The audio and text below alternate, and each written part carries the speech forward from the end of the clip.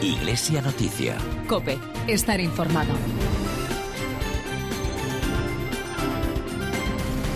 Saludos de Mateo González. Muy buenos días en este domingo 26 de agosto de 2018, día de Santa Teresa de Jesús Jornet, patrona de la ancianidad, en el que nos detenemos como cada 7 días a repasar la actualidad religiosa de las últimas jornadas en España y en el mundo.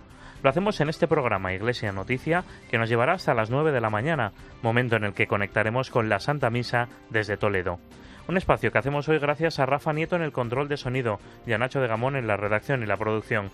Comenzamos ya con estos titulares que nos trae Marina Martín. El Papa Francisco clausura esta tarde en Dublín el Encuentro Mundial de las Familias con una multitudinaria Eucaristía. Durante toda la semana el encuentro ha acogido un congreso sobre el Evangelio de la Familia, Alegría para el Mundo. El pontífice ha enviado esta semana una carta a todo el pueblo de Dios tras el informe sobre los abusos en Pensilvania. El obispo de Bilbao, Mario Iceta, ha encabezado la delegación española de participantes en el Encuentro de las Familias. Medellín acoge 50 años después un congreso sobre la conferencia general que aplicó el Vaticano II en América Latina. El asesor legal de la Conferencia Episcopal de Nicaragua ha sido secuestrado por unos paramilitares. Hoy concluye en Almería el Festival de Música Laudato Si, que reúne a estrellas del pop cristiano nacional e internacional. La Conferencia Episcopal Española responde a la voluntad del Ejecutivo de publicar un listado con los bienes inmatriculados por la Iglesia. También se cierra en Italia una nueva edición del Meeting de Rimini, el principal congreso anual de Comunión y Liberación. Iglesia Noticia. COPE. Estar informado. La actualidad está puesta en esta mañana en Dublín. El Papa Francisco ha viajado ayer a Irlanda para clausurar el Encuentro Mundial de las Familias, una cita que ha reunido a más de 37.000 participantes de 116 países de todo el mundo para renovar las propuestas de pastoral familiar según las indicaciones de la exhortación apostólica Amoris Laetitia. Es el noveno de estos encuentros que se celebran cada 3 años y que están organizados por el Dicasterio Vaticano de Laicos, Familia y Vida. Por la Sociedad Real de Dublín, que es una gran zona de exposiciones y congresos, han pasado deportistas, policías, obispos, líderes empresariales o las mujeres militares con mayor rango en diferentes ejércitos del mundo. Hasta se ha impartido una charla haciendo artes marciales u otra cocinando. Se han tratado cuestiones como las familias desahuciadas, los refugiados, la trata de personas, el papel de los abuelos, las adicciones, la crisis de pareja, la formación o las nuevas tecnologías. Además, también ha habido en paralelo un congreso adaptado para adolescentes y jóvenes. Nuestra enviada especial a Dublín, Eva Fernández, nos cuenta cómo ha sido la primera jornada del Papa en tierras irlandesas. Buenos días. Buenos días. Lo que estamos viviendo hasta ahora en Dublín, en la gran fiesta de las familias, supera todas las expectativas. No solo por la fuerza y esperanza que el Papa ha dado al país, a la Iglesia y a las familias con sus mensajes, sino también por la claridad de sus gestos y la contundencia de sus palabras. Ya en el primer discurso no se andó con rodeos al abordar el problema de los abusos, confesando su sufrimiento y vergüenza por los daños causados. El fracaso de las autoridades eclesiásticas, obispos, superiores religiosos, sacerdotes, al afrontar adecuadamente estos crímenes repugnantes ha suscitado justamente indignación y permanece como causa de sufrimiento y vergüenza para la comunidad católica. Horas después se reunía, tal como estaba previsto, con 8 víctimas de abusos, pero antes en la catedral ya había rezado en silencio por todas las víctimas. A un grupo de matrimonios de distintas edades les recordó la importancia de escuchar siempre a los abuelos. Escuchad a los ancianos, tienen tanta experiencia que compartir. Los viejos tienen la sabiduría, ellos son las raíces y necesitamos las raíces para avanzar. Uno de los momentos más conmovedores de la jornada fue su visita al centro de acogida Familias sin Techo que dirigen los capuchinos. Regalaron al Papa una mochila con un saco de dormir como símbolo de su jornada diaria. Pero lo que las familias nunca olvidarán fue la vigilia de fiesta y oración con testimonios de superación, como el de un matrimonio irlandés exadicto a la heroína. Francisco reconoce que no todo en la familia es un camino de rosas. La familia es el collante. La familia es el aglutinante de la sociedad. Su bien no puede ser dado por supuesto, sino que debe ser promovido y custodiado con todos los medios oportunos. Además de testimonios, el Festival de las Familias contó con distintas actuaciones, entre ellas la del tenor Andrea Bocelli, que puso a todo el estadio en pie. Continúa hoy el itinerario del viaje papal con una visita por la mañana al santuario de la Virgen de Enoch, que es la patrona del país. Por la tarde, Francisco, ya de vuelta en Dublín, presidirá la misa de clausura del Encuentro Mundial de las Familias. Eva, ¿qué más previsiones hay en la agenda papal para este último día del Papa en Irlanda? Todavía con el recuerdo de la gran fiesta de las familias que vivimos anoche, la segunda jornada del Papa en Irlanda arrancará en el corazón mariano de este país, el santuario de la Virgen de Enoch, donde le esperan ya decenas de miles de fieles para poder acompañarle en este encuentro con la patrona de Irlanda. En poco más de una hora partirá el avión con destino a un pequeño pueblecito del norte del país, donde hace ahora 139 años la Virgen, acompañada de San José, del apóstol San Juan y de Jesús en forma de cordero místico, quiso aparecerse a los habitantes de Enoch en una de las pocas apariciones en las que no hubo mensaje. La Virgen confirmó con su presencia que estaba junto al pueblo de Irlanda, que por aquellos momentos pasaba una dura hambruna. En Enoch, Francisco rezará a solas ante la Virgen y después en la explanada del santuario dirigirá el rezo del Ángelus, hoy bastante más temprano de lo que es habitual. A su regreso a Dublín y a primera hora de la tarde celebrará una misa de despedida junto a todas las familias en el Phoenix Park y antes de partir para Roma tendrá una reunión con los obispos. Allí escucharemos el último mensaje de Francisco en este país que servirá de despedida para este intenso viaje express a Irlanda. Seguimos hablando del Encuentro Mundial de las Familias porque el secretario de Estado Vaticano presentaba los objetivos de este viaje apostólico del Papa a Dublín en una entrevista realizada en estos últimos días. El cardenal Pietro Parolin ha asegurado que es una muestra de apoyo del Papa Francisco a la familia.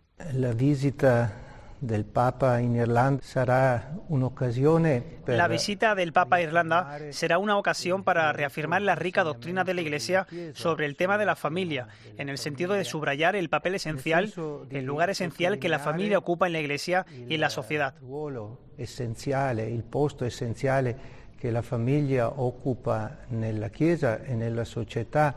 De apoyar la misión de la familia como realidad de amor, de fidelidad, de apoyarla en su misión, de transmitir y de educar en la vida. Educare, a la vida, ¿no? Durante toda esta semana por el espejo han ido pasando diferentes invitados que nos han dejado su punto de vista sobre el encuentro. Es el caso del presidente de la Subcomisión Episcopal para la Familia y la Defensa de la Vida, el obispo de Bilbao, Monseñor Mario Iceta. El prelado, que está al frente de la delegación de la Conferencia Episcopal Española, ha enviado a Dublín, destacó algunos de los temas que se abordaron durante las jornadas. Bueno, primero el título creo que es muy importante, ¿no? El Evangelio de la Familia, es decir, hay una buena noticia de la familia y hay una revelación sobre lo que es la familia, ¿eh? Es un evangelio de la familia y es un evangelio que genera un gozo, un gaudium, una alegría para el mundo, una alegría interior, una alegría que ilumina la vida, ¿no? Amoris Laetitia es una exhortación posinodal, bien sabemos, muy rica, muy amplia, que aborda muchísimos temas y el Congreso Teológico ha sido dividido como en 3 partes, tomando el esquema de fe, esperanza y caridad. El miércoles se van a abordar los capítulos 1 al 3 de Amoris Laetitia en torno a la fe. Ese día la temática es la familia y la fe, y se quiere desgranar los 3 primeros capítulos de Amoris Laetitia. El segundo día, jueves, se quieren desgranar los capítulos 4 al 6 en torno al amor. Ese día la temática es la familia y el amor. Y el tercer y último día del Congreso Teológico se quiere desgranar los capítulos 7 al 9 en torno a la esperanza, la familia y la esperanza. El director del Instituto Universitario de la Familia de la Universidad Pontificia Comillas y colaborador de la Linterna de la Iglesia, Fernando Vidal, también ha pasado por el espejo para explicar algunas de las claves de este encuentro, resaltando la importancia de la participación y el protagonismo de los laicos en la pastoral familiar. Yo creo que una clave importante la dio ayer el cardenal Tagle de Filipinas, cuando dijo que estos 2 sínodos y la exhortación apostólica habían sido precedidas por un camino inédito, que era la mayor consulta mundial con todas estas encuestas que respondimos y esa fuerte participación que también se ha visto ahora en el sínodo de los jóvenes. Y él dice, ese camino sinodal de consulta, de participación de la gente para preparar estos sínodos, también tiene que ser el camino posterior. El camino de implementación de la pastoral de la alegría del amor también tiene que estar bajo la lógica de la participación de la gente, de la consulta a la gente, del escuchar a las diferentes voces, a las diferentes realidades. Y me ha parecido una clave muy profunda, ¿no? Porque eso significa cambiar muchas cosas. ¿Cómo nosotros estamos escuchando? ¿A quién escuchamos? ¿Con qué profundidad escuchamos? Y creo que sí, que efectivamente eso es algo transversal a todo lo que estamos viviendo en este encuentro, el que se está volcado a la realidad, se está volcado a atender a los signos del Espíritu. Y desde luego se está en esta voluntad de participación de la gente, de misión compartida, de corresponsabilidad de los laicos. Es algo que se escucha y que creo que está presente en todo lo que estamos haciendo, la llamada a que los laicos realmente pues tomemos la palabra y tomemos ese camino de discernimiento común dentro de la Iglesia. Una de las diócesis que más familias ha llevado a Dublín es la de Toledo. Han animado varias de las muchas ponencias del encuentro. El delegado de Familia y Vida de la Archidiócesis Primada, Miguel Garrigós, resaltó en el espejo la labor que la diócesis primada realiza con las familias a través de distintos proyectos. Pues don Braulio ha presentado en primer lugar cómo la diócesis de Toledo ha apostado totalmente por la familia, ¿no? Es como una diócesis volcada, ¿no? en la pastoral familiar, en la preparación para el amor, para el sacramento del matrimonio y acompañar a las familias, buscando a las familias que no están y teniendo un especial cuidado de las familias en situación de fragilidad, como dice el Papa Francisco. Y después han sido 4 los matrimonios que han presentado. El primero de ellos, cómo se trabaja en nuestra archidiócesis, cómo son las familias las que están al frente de los proyectos. Ellos son los que tienen la responsabilidad, la tarea y la cumplen ejemplarmente, ¿no? Con un celo, una dedicación admirable, ¿no? Con mucha creatividad, dando mucho paso al Espíritu Santo, ¿no? Realidades nuevas, situaciones nuevas, dolores nuevos y la Iglesia tiene que ofrecer la respuesta de siempre, pero en un modo nuevo. Y otra persona que ha presentado una de las ponencias de este Encuentro Mundial de las Familias es la directora del programa Fin de Semana de COPE. Cristina López-Slichting ha debatido sobre la incidencia de la tecnología en la vida familiar. Esto nos decía en el espejo. Yo lo que he reflexionado es acerca del silencio, ¿no? Y de lo que el silencio sea, porque la Sagrada Escritura dice rezad siempre. Esto es una cosa desconcertante teniendo en cuenta que no tenemos nunca tiempo para rezar, ¿no?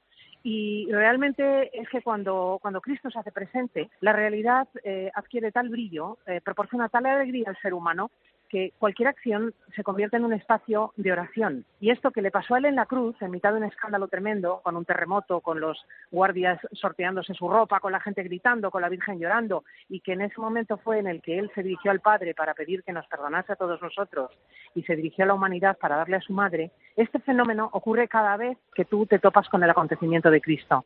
Que de repente cualquier circunstancia, pues una entrevista como esta, un momento escuchando una sinfonía, una conversación con una persona, un programa de radio, devienen un espacio de silencio y de contemplación.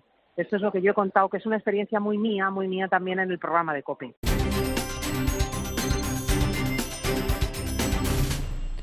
Y volvemos a fijarnos en el Papa Francisco porque esta semana él ha enviado una carta a todo el pueblo de Dios en la que ha vuelto a pedir perdón a las víctimas de abusos, tras conocerse el informe del Gran Jurado de la Corte Suprema de Pensilvania. En el documento, Francisco lamenta profundamente el dolor creado a las víctimas, algo que califica como crímenes, y reafirma el compromiso de la Iglesia para garantizar la protección de los menores y de los adultos en situaciones vulnerables.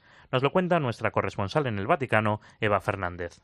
Sí, se trata de una carta sin precedentes en la historia reciente de la Iglesia. Con claridad y sin paños calientes, Francisco responde con rotundidad al daño causado por los abusos a menores cometidos por el clero, unas heridas que nunca prescriben. El Papa asegura que el dolor de las víctimas y de sus familias es también nuestro dolor, por lo que la Iglesia tiene obligación de condenar con fuerza estas atrocidades y erradicar así esta cultura de muerte.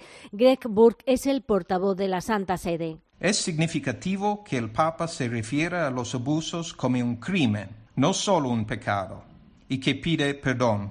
Pero él es muy consciente de que todos los esfuerzos no serán suficientes para reparar el daño hecho a las víctimas. En una clara referencia al informe de la Corte Suprema de Pensilvania, el Papa subraya en la carta que la Iglesia debe denunciar todo lo que ponga en peligro la integridad de cualquier persona, aplicando sanciones y eliminando de raíz la gravedad del daño causado a tantas vidas. El Papa Francisco dice que se necesita urgentemente que los culpables rinden cuentas, no solo los que cometieran esos crímenes, sino también aquellos que los cubrieran, lo cual, en muchos casos, incluye a los obispos. Aún reconociendo el esfuerzo realizado en diversas partes del mundo en la implementación de la doctrina de tolerancia cero frente a los abusos, el Papa afirma que queda mucho por hacer. Para tener éxito, propone una transformación eclesial que debe partir de la conversión personal y comunitaria.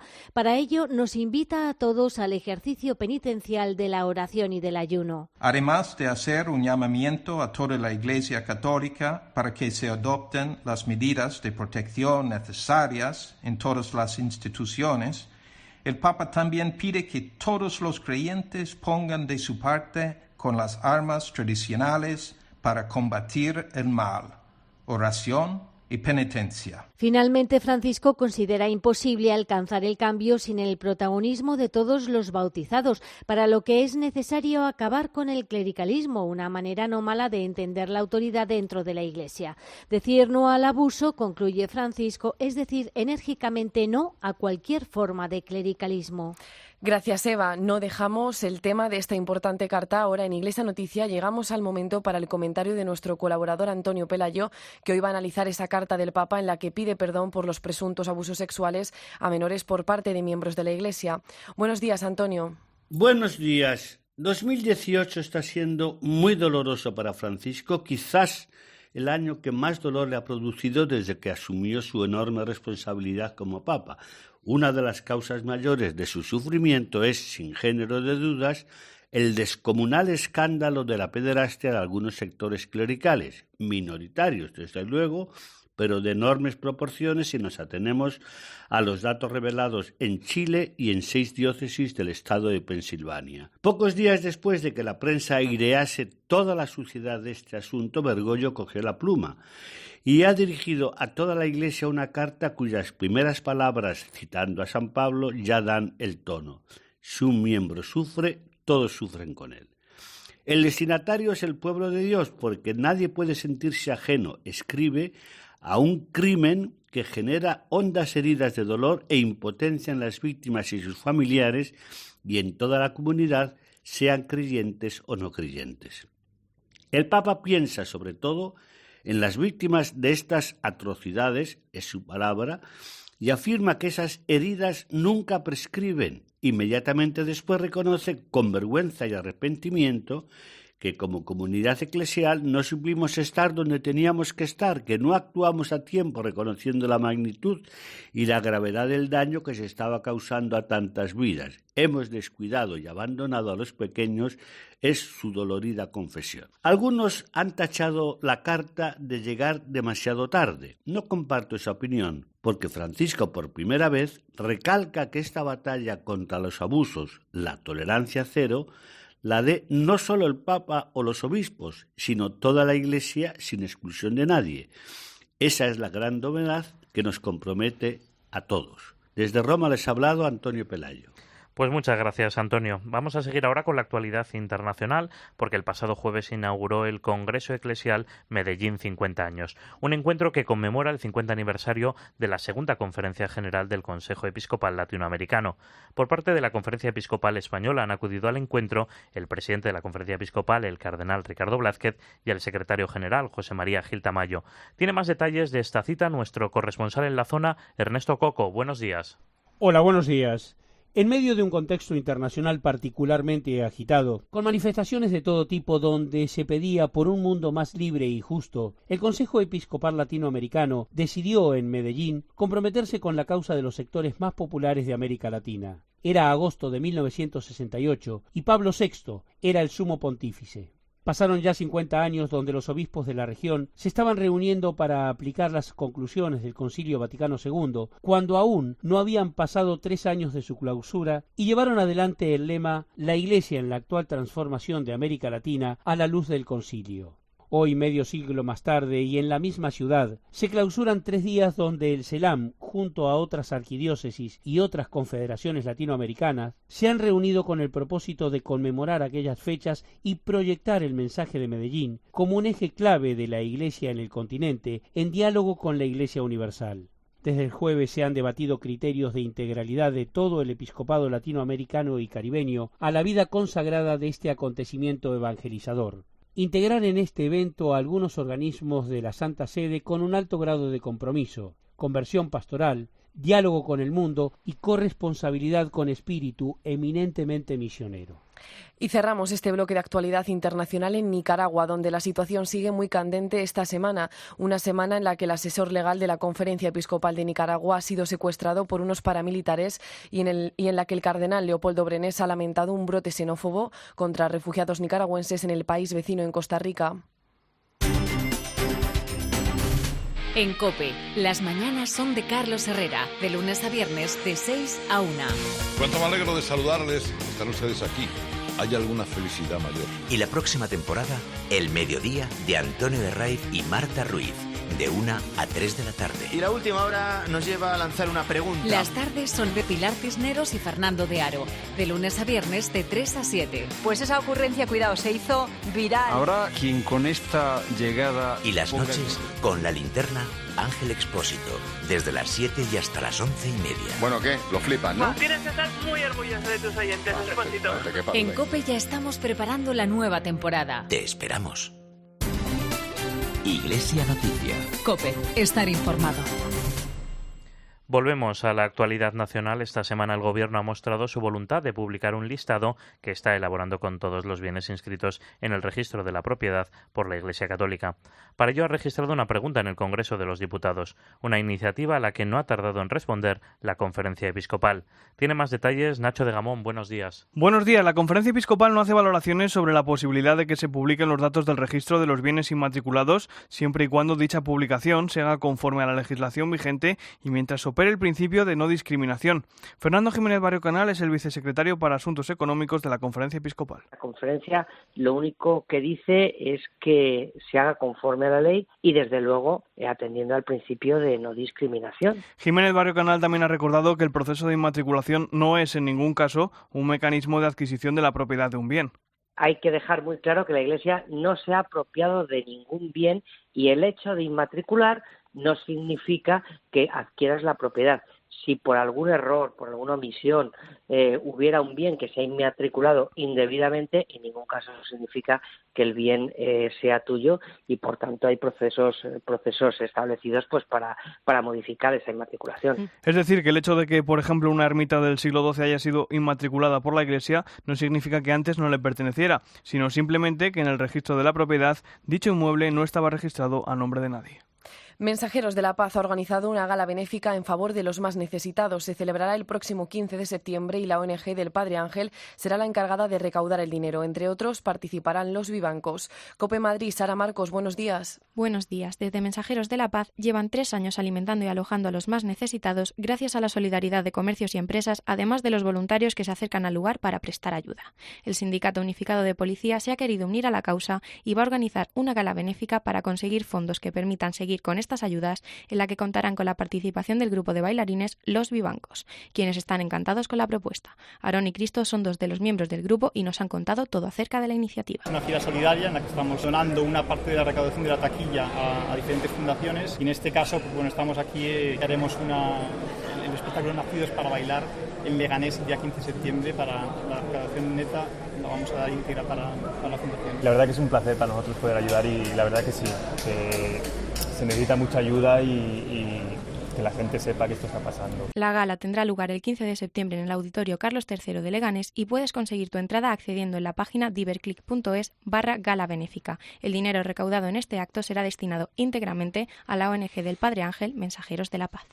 Y hoy concluye en Adriana, Almería, el Festival de Música Laudato Si, un certamen que celebra su 4ª edición y que reúne artistas cristianos tanto nacionales como internacionales. COPE en Almería, Verónica Ruiz. En un escenario ideal para evangelizar junto a la playa de Adra, artistas de distintos países como Atenas Bénica de Argentina llevan desde el jueves actuando ante cientos de jóvenes en el Festival Laudato Si. Además, hemos recitado un rap de valores gracias a Grillex. Por muchos, por pocos, por todos los que me cuestionen, vivo para uno que no falla a las 5 estaciones. El cantante Jesús Cabello tampoco ha querido perderse esta cita. Resucitar por tu sangre, renacidos para amarte. El obispo de Almería, Adolfo González Montes, ha destacado la importancia de promover la música católica. La canción cristiana es expresión siempre de aquello que va dentro de nosotros, que no es sino la alegría de haber sido redimidos por Jesucristo. Además de asistir a los conciertos y talleres de técnicas de composición y canto, hemos tenido ratos para la oración. En Rimini, en Italia, hoy concluye el meeting que, como cada verano, organiza el Movimiento Católico Comunión y Liberación. Este evento ha congregado importantes miembros de la sociedad, tanto civil como religiosa, desde cardenales a políticos relevantes. El presentador de la tarde, Fernando de Aro, también ha acudido a Rimini para presentar su documental Nínive, que trata sobre la vuelta de los cristianos a esa región de Irak tras la marcha del Daesh. Él nos ha contado el gran interés que genera este festival de cultura. Hay que tener en cuenta que el Meeting de Rimini es un festival, un encuentro cultural muy importante. Hay 100.000 personas que asisten a este festival y hay gente de todo tipo. Aquí hay laicos, aquí hay cristianos y hay un gran interés, una gran curiosidad. Quieren saber qué está sucediendo en Irak y el documental ha venido a responder, a gente que tenía mucha curiosidad sobre qué ha pasado después del genocidio que han sufrido los cristianos en la llanura de Nínive. Hay que tener en cuenta que 120.000 cristianos tuvieron que salir de sus casas hace 4 años y que podemos decir que casi milagrosamente un 45% han vuelto ya. Hay muchas preguntas, una gran recepción, un gran interés, una gran curiosidad por este trabajo amigo, que a veces no te encuentras en España, porque en España es difícil encontrar un gran festival cultural como es como el del Meeting de Rimini, donde poder presentar tu trabajo. El arzobispo de Barcelona ha publicado una carta pastoral sobre la Jornada Mundial de Oración por el Cuidado de la Creación, que se celebra el próximo 1 de septiembre. El cardenal Juan José Omella recuerda la encíclica del Papa Francisco Laudato Si sobre el medio ambiente y nos recuerda la obligación que tenemos los cristianos de sentirnos instrumentos de Dios para que nuestro planeta sea lo que Él soñó al crearlo. El objetivo de esta Jornada Mundial es ayudarnos a cambiar la percepción que tenemos del mundo, para así modificar la forma en que nos relacionamos con él. También quiere servir para expresar el agradecimiento a Dios por el gran don de la creación y el compromiso de cuidarlo y preservarlo para el bien de las generaciones futuras.